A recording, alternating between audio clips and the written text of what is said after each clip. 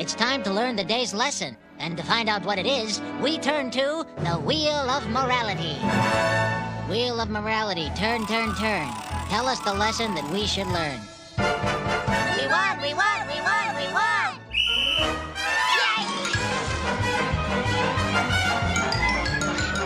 Hello, I'm Omnivorous, and today we're looking at another archetype that might get you hated out at the commander table. Wheels! This deck is a laugh and will have you spin away your hand multiple times each turn if you're lucky, dealing out pain and locking your opponents into a very limited card selection. But we're not done there. Why not spin into curses? Pile on curse after curse onto an unfortunate foe, then when their fate is sealed, move those curses over to another target in need of punishment. We'll reanimate some enchantments and have support synergies to ensure that we're always in control of the game. The ultimate goal is to have fun, and what could be more fun than eliminating your opponent's hands while accumulating massive value? It's not like they need to be able to play Magic, just let them sit back and enjoy not having a hand for most of the game. Click like and subscribe if you enjoyed this deck and others that I've made on the channel. Those 2 clicks really help me out. So who do we have to lead this pile of curse and hate that all of your friends will absolutely love? Well, we actually have a few different options. My foremost picks for the deck are Cecily, Haunted Mage, and Vernog, Writer's Chaplain, also known as 11 and Will. These 2 give us all the colors we need as well as some efficient card advantage. Cecily Haunted Mage is a 3/5 legendary human wizard for 1 blue, 1 black, 1 red, and 1 generic, and has your maximum hand size is 11. Whenever Cecily Haunted Mage attacks, you draw a card and lose 1 life. Then, if you have 11 or more cards in your hand, you may cast an instant or sorcery spell from your hand without paying its mana cost. She has Wizard's newest spin on partner, Friends Forever. Friends Forever lets us pair her with Vernog, Writer's Chaplain, a 1/2 legendary human for 1 white and 1 black. When Vernog, Writer's Chaplain, enters or leaves the battlefield, each opponent may investigate. Each opponent who doesn't loses 1 life. You investigate X times, where X is 1 plus the number of opponents who investigated this way. Phew, that's a lot of text. And really, we're using the pair for their color identity, but they also give us decent and consistent card advantage. Cecily stands out by giving us an extra draw each time she attacks, but also the random chance to cast a free spell can be relevant, allowing us to use our mana more efficiently or even give our opponents a nasty surprise, like when you learn what hot dogs are really made of. Vernog gives us access to white, but also will generate a clue every time he enters or leaves the battlefield, and you often can get more as your opponents will want as much help drawing as they can get after you empty their hands.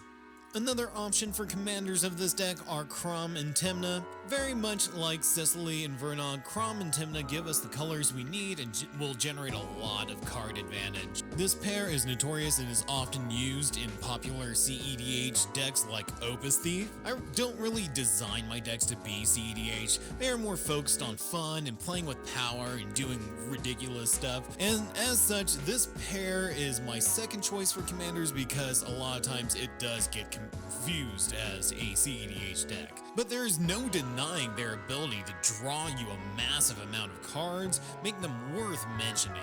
After getting the commander sorted, we can look at the main strategy of the deck, spinning some wheels. For those who don't know, a wheel is a spell or ability that causes all players to discard their hand, then draw 7 new cards. First up, we have our more awkward wheel spells. Windfall can get you more cards than the normal 7, but then it could also get you less. Honestly, it's almost always on the beneficial side, but you never know as your opponent's hands might be a little light. Dark Deal is also a bit different as it will wheel, but like Windfall, it is based on how many cards you have in hand with the added effect of reducing your hand by 1. Up next are cards that are situational but are still wheels. These cards are like cheap off-brand scotch. They might not be quite as tasty as the good stuff, but they will get the job done. Wheel of Misfortune wants to be like its big brother, but it's just too chaotic to be reliable. If your opponents know what you're doing and have sussed out your trickery, they may not be tempted to give any life up to the wheel.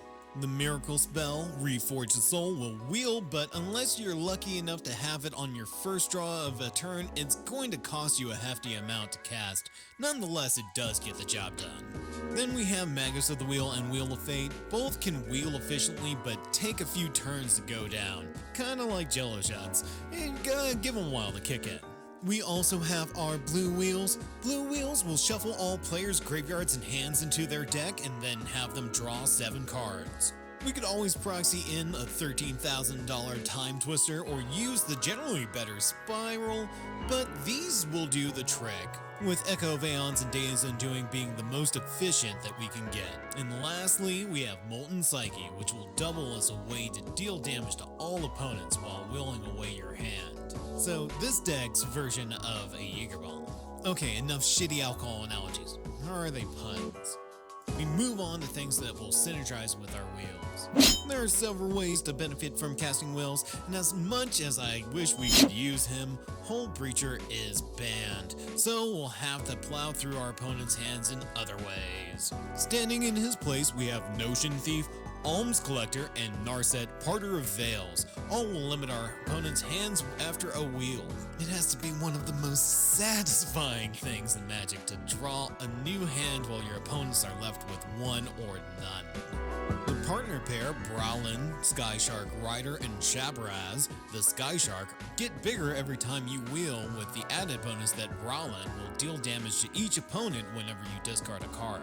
In that same vein, we have Archfiend of Ifnir, who will put a -1/-1 counter on each of your opponent's creatures whenever you discard a card. As if completely wiping an opponent's hand wasn't enough, shrink or destroy your opponent's board at the same time. Now, punishing our opponents isn't enough. We need the wheels to be beneficial to us outside of drawing our new hands. The best at doing this is easily Smothering Tithe, gaining us treasures whenever an opponent draws a card unless they pay a tax. It almost goes without saying, the Smothering Tithe helps us make a ton of treasures and is crucial to keeping the wheels rolling. Turgid, God of Fright, Turok, Dread Cantor, and Waste Not all give you bonuses for having your opponent's discard. The God of Fright often has opponents trembling at the thought that every permanent in their hand will become yours, while Waste Not gives a variety of benefits and Turok gets to be a big threat with protection from white. Moving on, we have Leyline of the Void and Dothai Voidwalker, which will consume any cards your opponents put into their graveyard, say if they happen to wheel them away. The Voidwalker can also take the best thing in Exiles and cast the card for you. Conspiracy Theorist lets you cast a non-land card you discarded while wheeling, letting us wheel but still use the best spell in your hand. Snapcaster Mage will allow you to recast a wheel that is in your graveyard. Again, we want to keep the tires spinning until your opponents are nothing but paste. So we have the wheels and support for them, but to really drive the bus through the table, we need to deal damage for each of the spells being cast. We'll start the punishment with one of my favorites in Blood Chief Ascension. Once online, the Ascension will drain 2 life from an opponent and heal you for 2 every time they have a card go to the graveyard from anywhere. Underworld Dreams, Fate Unraveler, and Ob Nixilis the Hate Twisted all will deal damage to an opponent whenever they draw a card, making the wheels hurt. And of course we have Nekusar the Mind Razor, which will give each player an extra draw and deal damage to opponents for each card they draw.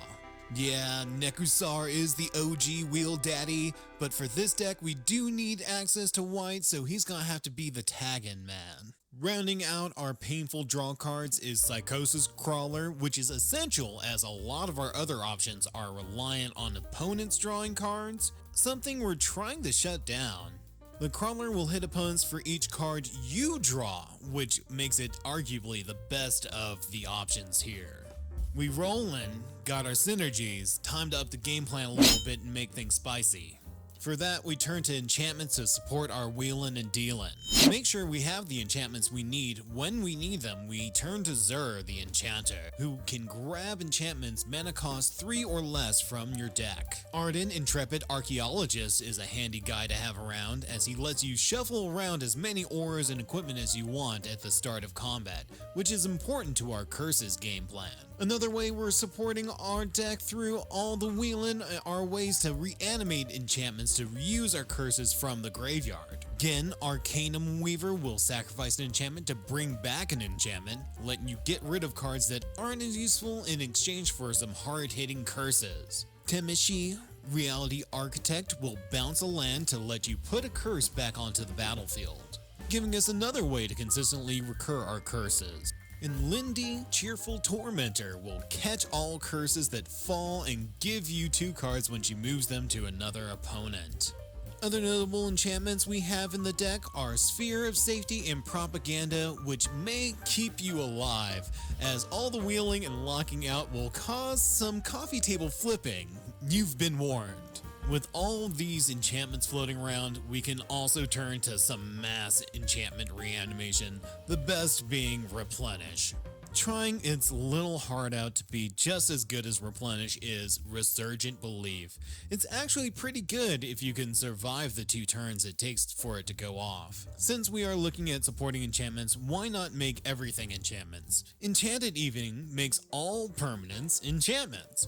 This synergizes with many of the cards we have in the deck, including Gen and Sphere of Safety, but also acts as protection for curses, as if somebody decides to board wipe your curses through, say, a Farewell or an Austere command, well, they will be the new target of the table, as they will be taking all other permanents with your curses. We've got our support covered, now let's look at what curses the deck has to offer our opponents. Curses are nice because they will help take some of the hate off of you at the same time as piling on the pain to the most threatening opponent. We'll start with the curses that help us in provoking combat. To help add some damage to our opponents, we have Curse of Bloodletting, doubling the damage to the cursed player. In that same style, we have Curse of Stalked Prey, which will enlarge creatures that hit the cursed player. Following that up, we have curses that will give card advantage whenever the cursed opponent is attacked. Curse of Hospitality takes cards off the cursed player's deck and gives creatures that attack them trample to make it even easier to steal off of that player. Just smash that cookie jar open. Then there is Curse of Verbosity, which will let the player attacking the cursed opponent draw a card, with the little side effect that you draw a card whenever the cursed player is attacked too. This is pretty amazing because it's almost as consistent as Rhystic Study when it comes to card draw. And the best curse at provoking people to fight is Curse of Opulence. Getting a treasure every time the cursed player is attacked is an easy way to get ahead and stay ahead, and it's pretty easy to politic opponents into attacking the cursed foe just to get those treasures. Next up, we have some curses that feed off curses in Curse of Misfortune and Curse of Thirst. Curse of Thirst will damage the cursed opponent for each curse attached to them, while the Curse of Misfortunes piles on more curses to that unfortunate player. Is there too much of a good thing? Admittedly, I'm kind of a lightweight who's done after 2 shots, promised last boozgat, but when it comes to card draw, you really can't get enough. Curse of Surveillance lets you choose players to draw based off of the number of curses on the enchanted player, which is pretty handy when you have a Notion Thief out, as you get all the draws instead of your opponents. Then Curse of Vengeance will give you a payout once you kill the cursed opponent, letting you draw cards based off of its spite counters upon that player's death. Synergizing with our wheels is Curse of Fool's Wisdom, punishing the cursed player with a drain 2 every time they draw a card. The added bonus of it being able to be cast for madness is really nice because you will wheel it away. The deck doesn't have much in the way of creatures, so let's take some from the player using the biggest battle cruisers around with Curse of Unbinding, sealing a creature off the top of the cursed opponent's deck each upkeep. I really enjoy this card because with a little bit of luck you can get some real thick creatures, and as the saying goes, I like them big, and I like them chunky. Rounding out our curses, we have Cruel Reality and Honorary Curse, Painful Quandary. Cruel Reality forces the cursed player to sacrifice a creature or planeswalker, and failing that, they lose 5 life. While Painful Quandary makes all opponents lose 5 life unless they discard a card, which they often won't have to give up. So all decks need some basics, and this deck is really pressed for slots. As such, we rely on the best, most flexible board wipe in our colors, Cyclonic Rift. The Rift can be cast for a low amount or can be overloaded to take out our opponent's boards. If timed right, you can Psych Rift, then wheel away everything you just bounced, leaving your opponents with nothing, and probably leaving you with no friends.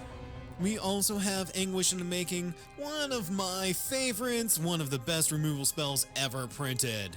We are Sans Green, which means we have to rely on the rocks to get our ramp off.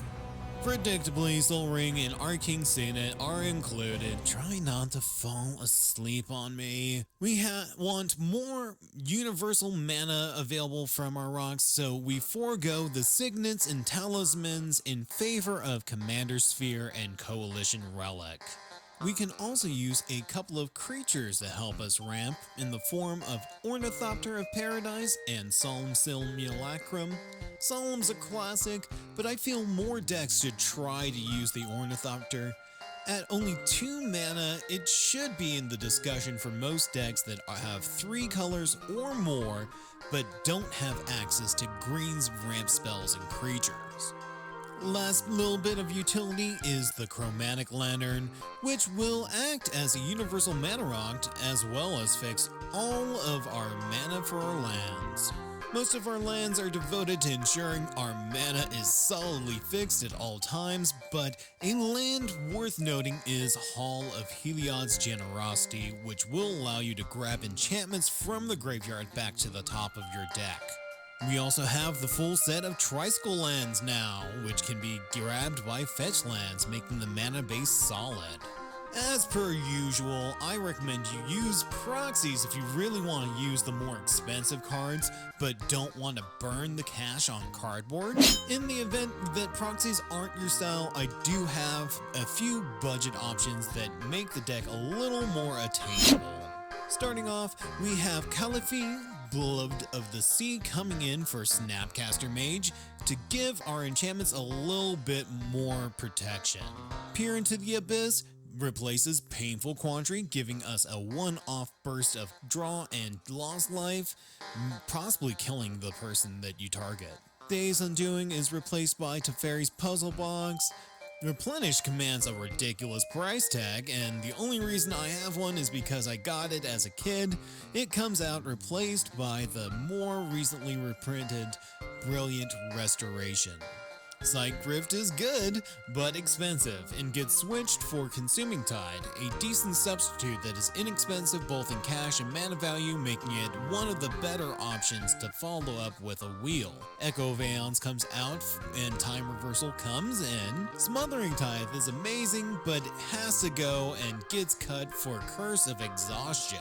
Chromatic Lantern gets switched for Felwar Stone, Reforged Soul is replaced by Whispering Madness, Curse of Opulence is a little too opulent and gets dropped for Curse of Shaken Faith, Blood Chief Ascension is cut in favor of Mirror Maid, Curse of Vengeance is replaced by Curse of Chaos, Waste Not Falls for the classic Megrim, Alms Collector is cut from Even Mindcester. That's a lot. And that will do it for the deck. Oh man, this one's a fun one. That perfect amount of trolling, but not too trolling that you won't get a few laughs out of the table while doing it, even if they groan the next time they see it come out. Let me know how you like it in the comments, or maybe there are better curses I left out? Keep it here at the All-Consuming Nerddom for more Commander and Magic content. I also have a Twitch stream where I play RPGs and analyze some of the more underappreciated titles. Stay hungry, and thanks for watching! You hear me, Band-Aid? No mommy's gonna tell me what to do! Huh?